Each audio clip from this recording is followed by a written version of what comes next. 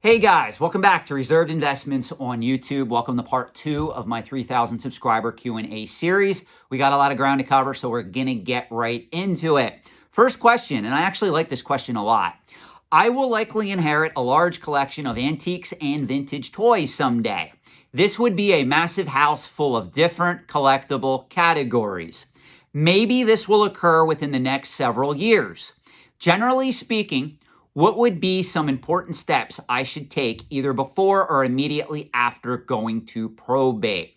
All right, first, I got to state this. As a consultant in the antiques and collectibles trade, whenever anybody comes to me and says, Sean, I will likely inherit a collection of antiques and vintage toys that make up a massive house full of different collectible categories, the image that I get in my head is that of a hoarder situation. I'm going to assume that is not the case. What I will tell you is, though, 8 chances out of 10, when somebody contacts me for a consult and I end up getting on the phone with them and they describe a scenario much like yours, they are getting themselves into a hoarder situation. I certainly hope that's not the case with you, and assuming it's not, I'm going to answer your question. The first thing that I would tell you, if this is somebody close to you that is going to leave this stuff to you and you can have an honest conversation with them, I would implore you to at least have the conversation where, hey, I understand you're going to be leaving me all this stuff upon your death. Can you go into detail as to how you acquired it, what pieces mean a lot to you, and also what some of these items are worth, just so that I have an idea and a reference point. So if there's something that I want to keep for myself, or if I want to resell, I at least know how to go about doing that. Now, most people, if you approach this in an empathetic way, and I was also a recipient of a massive collection of antiques and vintage toys, which I am going to do a video on, believe it or not, because this really helped me when I was starting out on eBay. This particular inheritance really made it very easy for me to sell on eBay. More on that in another video. But if you are in that predicament and you have a good relationship with that person, I would strongly encourage you to open up dialogue with them, because most people, again, they know that eventually they are going to die. Most people are open discussing these things with somebody that they're close to. Now, if that's not a possibility, let's say that this person is not really open to discussing that, or you don't really know this person that well. It could be a distant uncle, maybe a distant aunt, or somebody in the family that you don't have a one-on-one relationship with. You're just listed as the heir because you're the last person left still alive who is going to inherit this stuff. There's other steps that you can take. This is what I will tell you, and I will tell you to approach this cautiously. If you have an idea as to what is in that collection, or if you were ever in the house and you saw certain items that you know you're going to inherit, get yourself a copy of Warman's Antique and Collectible Guide, or Antique Trader, the latest antique and collectible guide that they have in print. You can get it through Amazon. You can get it through Barnes & Noble, because at the very least, those particular reference books will at least show pretty much every collecting category that has value. So even with pictures in those books, if you don't know anything about those collecting categories, at least you can match the pictures through what you're looking at. Now, there's one caveat here. Do not go by the pricing information in those particular price guides or reference books. That would be a mistake. I did a video on this several months back. By the time those books hit the printing press, all that pricing information that is listed in those books is already obsolete. It's no different, those of you out there that read the Red Book for Coins or the Overstreet Comic Book Price Guide, all that pricing information is usually obsolete by the time that book comes into printing. So just be aware of that. Next thing you can do, and I am going to show for myself a little bit here, if you do get a list of the items that you are going to inherit, when that time comes, you can set up a consult with me. I'll be glad to walk you through it, talk to you in greater detail.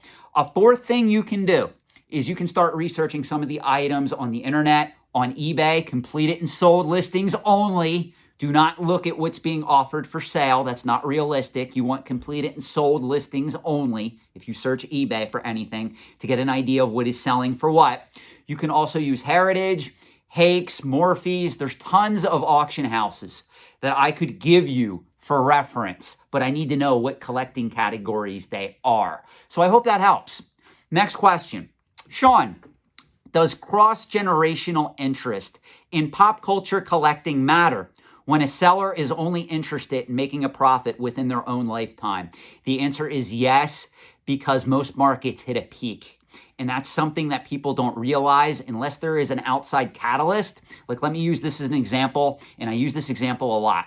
Let's look at CGC graded comic books. A lot of the Timmies and the Poindexters out there come at me and they say, Sean, you're wrong about one generational collecting because comic books defied the odds and multiple generations of fans collect those items. And this is always my response. You are correct, little Timmy. Multiple generations of fans collect comic books. But the problem is, you're not looking at the market the way that you should be. If you go back to the late 1930s, the 40s, the 50s, when a lot of the coveted Golden Age and Silver Age comic books were being published, the generation that grew up with those particular comic books were very drawn toward them. They were paying record prices for those particular books in the 70s, 80s, and 90s. The prices of most Golden Age and Silver Age comic books peaked in the 1990s. Now, if you're a little Timmy out there, or to be fair, if you're somebody who's very knowledgeable and respectful, but you don't understand the comic book marketplace, I'm going to give you a history lesson. In the 1990s, there was a time when the prices of a lot of Golden Age and Silver Age comic books dropped in value because this was pre-CGC. So what happened was there were a lot of smart people back then who thought, you know, one day they may start grading comic books. I'm going to start buying some of these high-profile comic books in raw condition. I know how to grade. I know how to check for restoration, and I'm just going to put them away. So what was happening was the generation that grew up with these books were starting to sell them into the market because they were getting ready to move on, whether it meant 6 feet under or the nursing home. Well, as a result, prices fell in the 1990s for a lot of these key books like X-Men 1, Amazing Fantasy 15, Detective Comics 27, Action Comics 1. If you could find those two books were still considered extremely rare at this point of time. But if you could find them, you could get a lot of these high-grade, ultra-rare comic books that we considered coveted keys today for literally several $100s or several $1,000s, depending on who was selling them, what condition they were in, and what particular book we're talking about. Well, ironically, this is where a lot of the Timmies and the Poindexters out there don't seem to understand the differences in this market. It wasn't until CGC came along in 2000, 2001 and said, you know what? We could apply the same principles to what we did to the graded coin marketplace, to the comic book marketplace, and prices will start exploding. Now, also at this time, there was a lot of inside buying by dealers, comic book dealers in the trade, who realized that if CGC started grading these books and it caught on, the market was going to explode. There was going to be a second peak in this particular market, this collecting segment. So what happened was they were eager to petition CGC to come on the scene and create a standard for grading comic books. Now, I know what you're going to say. Well, Sean, that's only one example. That's not the only example. What also happened in 2007, 2008, you had the wonderful Marvel acquisition by Disney. What did Marvel do at that particular time? They started to put their back catalog of comic book characters in movie form. As a result, that created a second catalyst in that market that caused prices to accelerate. That's why when the little Timmies and the Poindexters reach out to me and tell me, Sean, you don't understand anything about generational collecting. Look at comic books. I just explained why that's a bad example. In the 1990s, comic books did peak. What reignited the market was CGC and the handling of the Marvel and DC cinematic universes. So where am I going in regards to your question? Overall, pop culture collectibles are linear. At some point, they are going to peak in your lifetime. There's very few instances where a second generation paid more for a pop culture collectible that they themselves did not grow up with. Always remember that, guys. Collectibles are more linear. Antiques, historical items, they're cyclical. That's why I keep getting comments in the comment section below about certain markets in the antiques trade that are either dormant right now or are exploding in growth once again. If you look at coins right now, coins are exploding. Rare U.S. investment grade coins from the 1700s all the way up to like the 1940s, they are exploding in value and demand right now, depending on the coin, depending on the condition, because of what's happening in the economy and the collectibles market as a whole. So where am I going with this? You asked this in another way. Put another way, is short-term speculation perfectly fine if you only care about buyers within your own generation? The answer is 100% yes. You are better off selling an item when it goes from $50 to $100 than attempting to keep that item that you paid $50 for and hoping and praying that it turns into $500 in 10 or 20 years, especially if we are talking about pop culture items. Again, guys, pop culture items are more linear. They are not cyclical. Some of you keep arguing with me that 10, 20, 30, 40 years out, people are still going to covet original Nintendo games. I'm sorry, it did not happen with Mark's Toys. It did not happen with Lionel Trains. Both those collecting categories are dying right now on the overall market with few exceptions. The same thing is going to happen with some of these other video games, esoteric video game systems, vintage toys, certain comic books. It's all going to, at some time, move off of its high peaks that we're hitting right now. So I hope that helps. Next question. Sean, I would love to hear your thoughts on Lego investing in new large sets. Lego is targeting AFOLs and investors with more numerous, more expensive, and bigger sets to the point where it's hard to imagine anyone having the will or ability to collect or invest in all of them. Lego is very speculative right now. I'm just going to answer this question. I have more videos planned on Lego for this channel. Those of you that have reached out and asked me why I don't talk about Lego, it's just because there's so many topics I want to get to. I can't just focus on one thing. I did do a couple of videos, I think, within the last year on Lego, maybe one or two. I will be doing more, rest assured. But to answer your question, here's the problem that I have with Lego right now. Lego understands what's happening in the secondary market, and they're well aware of speculation. What Lego is doing is they are also engaging in mass-produced scarcity to a lesser extent. If you look at the Death Star, set 10188, the original Death Star, when that came out around 2008, I believe, that particular set remained on the market for what? Almost 7 years. Then, when it was discontinued, Lego replaced it with a newer model.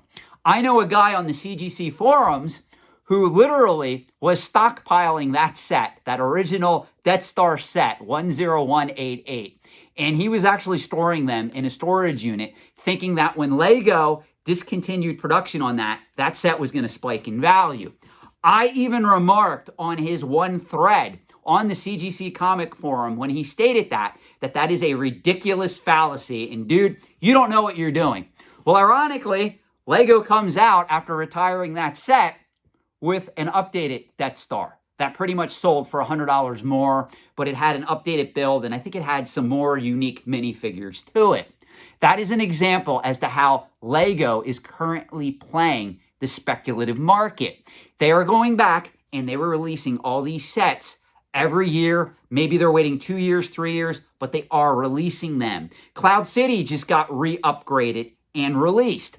Now, I know what you're going to say. Well, Sean, if you look at the original Cloud City, it's really, really iconic. It has a unique printing for Boba Fett, some of the minifigures.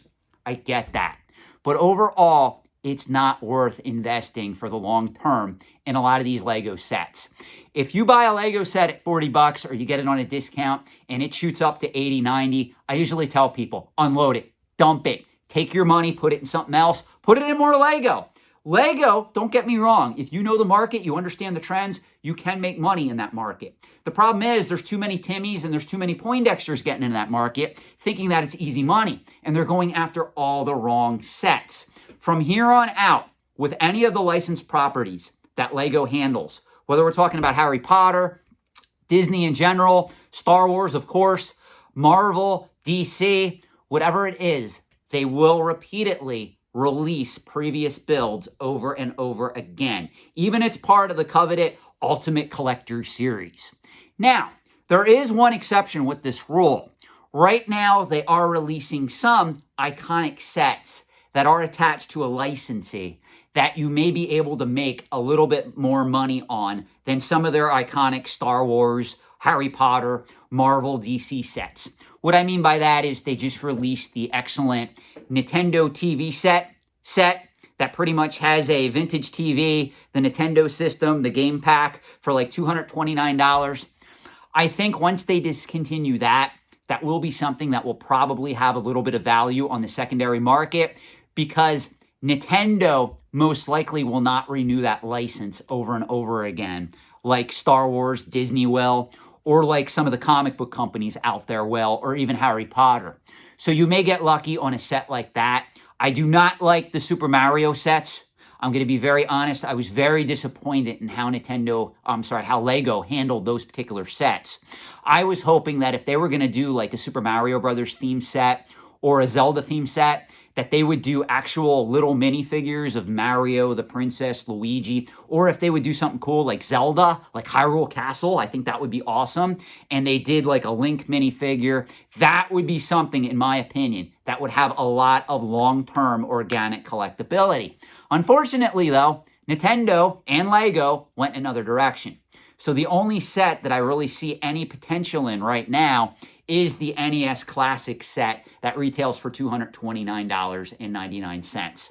I hope that answers your question. Again, you can make money with Lego, but the market has changed. It's not like it was back in 2008, 2009, even 2010. Lego is even going back to the drawing board, and they're re-releasing classic sets like the Barracuda pirate ship that just came out through the Lego Ideas brand for $199.99. Could you imagine if they did the Space Monorail set again and they sold that for like $299? That would sell like hotcakes. Even I would buy it.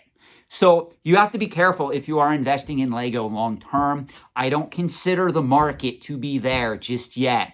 Even if we talk about the sets from the 80s and the 90s, they have limited investment appeal. Most people are not willing to pay thousands of dollars for a vintage Lego set on the secondary market and attempt to hold it long term, hoping that it goes up even more in value. Let's be honest. People my age are the generation that grew up with some of these iconic sets, whether we're talking about the Yellow Castle, some of the space sets that are selling for a premium. Younger generations aren't really going to gravitate towards collecting those items, guys. So be very careful if you are investing in Lego for the long term. It is better played as a speculative, short-term speculative bet. Next question. Hi, Sean. Not sure if you addressed this. If so, my apologies. There has been a lot of chatter in the Magic the Gathering community about the reserve list. Many people claiming and arguing for its demise. I would love to hear your opinion. Do you think Wizards of the Coast will continue to honor the reserve list? If not, how will this impact the value of the various tiers of current reserve list cards? You know, guys, I know this is an unpopular answer, but I am going to speak to this. There is a dangerous sense of entitlement in our world today. And every time I hear somebody whine about the price of vintage video games, the price of reserve list Magic the Gathering cards, the price of coins, I continually repeat to myself, you know, you don't need a reserve list card to live. You don't need a rare coin to live. You don't need a vintage video game to live. So again, I want to repeat my stance on the reserve list. The reserve list, in my opinion, in my assessment, is one of the true great examples of organic collectability. It wasn't even created to preserve or create organic collectability. It just happened. That's what makes it great. So I disagree with anybody who says that the reserve list should be abolished. I do not take the side of any of the entitled people who say, wait a minute, the game's going to die without the reserve list. I'm sorry. You do not need those cards to play vintage Magic the Gathering. You can play without those cards if needed. Now, it's true, if you do play Legacy, if you do play some formats of Vintage, yes, those cards are required. However, you can use proxies, you can use other means. The reserve list, in my opinion, needs to be left alone. And thus far, that's exactly what Hasbro and Wizards of the Coast is doing. I don't think they're going to go back on that trend. A lot of people have this idea, well, Sean, if Magic the Gathering, modern era Magic the Gathering fails to sell, eventually they're going to go back to the printing press and they're going to print all those old reserve list cards. Do you know how stupid that sounds? Now let's walk through this scenario.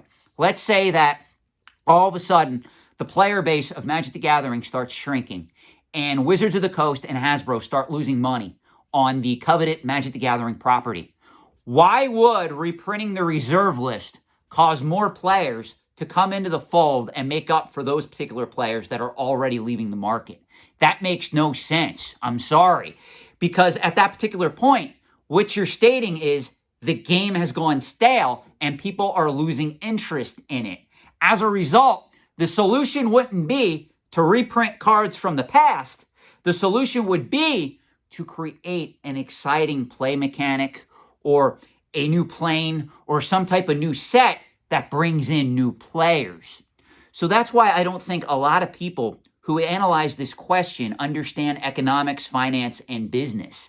Because I do hear all the arguments concerning the reserve list. And I want to give props to Tolarian Community College. I love that guy. He had a great argument as to why the reserve list is a lie. But I do not agree with that particular argument for the main reason that the reserve list provides true organic collectability as opposed to mass-produced scarcity. Now, on the other side of the equation, I do not think the reserve list should ever be expanded because at that particular point, you would introduce mass-produced scarcity to that particular coveted reserve list, and it could potentially ruin it at that point. It needs to be left alone, just exactly what it is. Don't add cards to it. Don't take any cards away. Just leave it alone as it is and have it as an iconic event in Magic the Gathering's history. That's my assessment on that. Next question. Sean, I am a Magic the Gathering player and collector. I'm not an investor, but I try to make smart choices in purchasing singles. Any advice on buying singles? I wasn't in the baseball cards when that bubble happened, but what Wizards of the Coast is doing with specialty cards like Secret Lairs, Expeditions, etc. is quite similar. If you are just a player and a collector, just buy what you like, buy what you can afford. Now, if you would have reworded this question and told me you were an investor, I would tell you to not put so much money into modern era Magic the Gathering cards. If you're an investor, you got to look at it from the perspective of higher end reserve list cards. That's what you want to go after. Don't go after the reserve list cards that sell for 50 cents or $1. There's a reason why they're selling for 50 cents and $1, why other reserve list cards are selling for hundreds, if not thousands of dollars. Okay, guys? It's common sense. It's finance. It's economics 101. However, since you are a player and a collector, just spend what you can afford and go after items that you want to own that you enjoy playing with. That's the best advice I could give you. Just have fun with it. Don't worry about the finance. If you're spending only a few dollars here or there and you can afford to spend that money, don't worry about the finance part of the equation. If you don't want to be an investor, if you want nothing to do with that, just enjoy the game for what it is. It's no different when people reach out to me and they say, hey, Sean, I love your videos. Just to let you know, I'm a player of video games. Every month I buy a Nintendo Switch game. Well, dude, you do you. Buy a Nintendo Switch game. It's what, 50, 60 bucks? If you can afford it, it's not going to break you. Just buy your game, play it, and have fun. Don't worry about the investment end of a lot of this stuff unless if you are thinking from that particular perspective or mindset. Hope that helps. Sean, what's your opinion on collecting handheld games compared to console games? Going forward, which will be more valuable?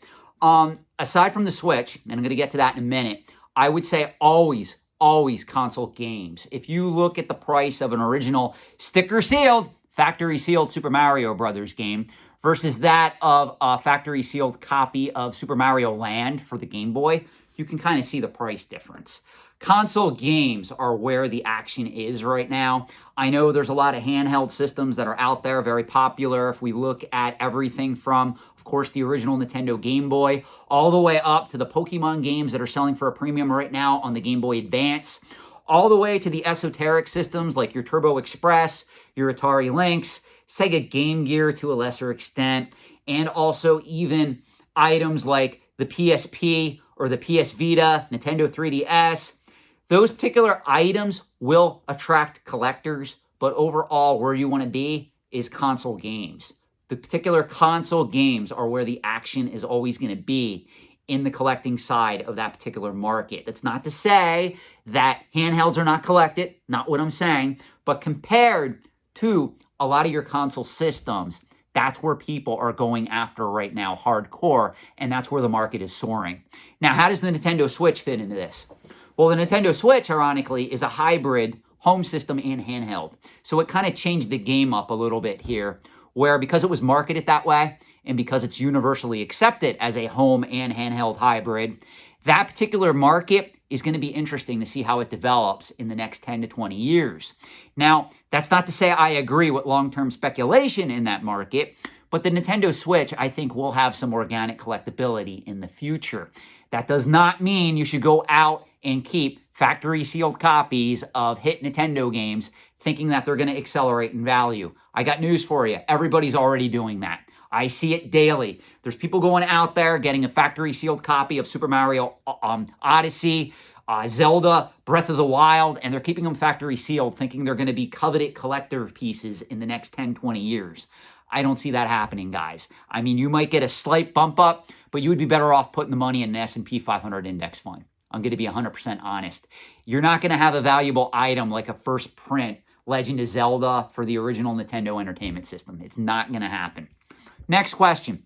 Sean, can you make a video on key dates and rare constitutional junk silver coins? Yes, I have more videos planned for coin collecting, especially in the perspective of the United States.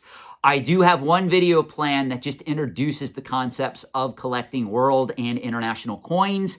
That should probably hit sometime within the next 4 months, and I hate to be so vague, but it is one of those videos that's literally 30 to 40 videos out, and I do have to spend some time working on it. So it's one of those videos that requires a lot of input and research on my end. So as a result, I can't just sit in front of a camera and just talk about it and then upload the video to YouTube. So that's why there is some time constraints on that. I would love to see more videos on rare coins, both American and international. Those videos are coming. The reason why I kind of pulled away from that is everybody was begging me to talk more about pop culture collectibles. And as a result, given the fact that this channel focuses on antiques and collectibles, I have to plan my time accordingly. I want to make sure that I talk about antiques, mainstream collecting categories in those markets, coins, currency, firearms, and the like. But I also have to talk about Magic the Gathering, Pokemon, video games, comic books, Lego, and the like. So that's why I split my time. Last question, and this question's just for fun. I am going to read it. Sean, can you explain where your love for Hilary Duff stems from? I always like blondes. It's not to say I do not date redheads or brunettes. I do, but I'm just stating I do prefer blondes. Hilary Duff is just someone that now at my age, looking at her in her 30s, she's someone that I think is very attractive. And that's why I'm kind of drawn to that particular look, especially on dating sites like Bumble or Match or Tinder or OkCupid or even Talkify or whatever dating site that I'm using, even the League, Elite Singles. I tend to look for that particular type when I'm dating. That's why that became a thing. I was always drawn to Hilary Duff because I consider her very attractive. I like her style. I like the way that she dresses. If you look at her pictures in certain magazines, even if you Google her name and you see just candid shots of her, I just think that she has an incredible sense of style, and she's also very sexy. There, I said it. Thanks for watching. This concludes part 2 of the 3,000 subscriber Q&A series. Have a great night.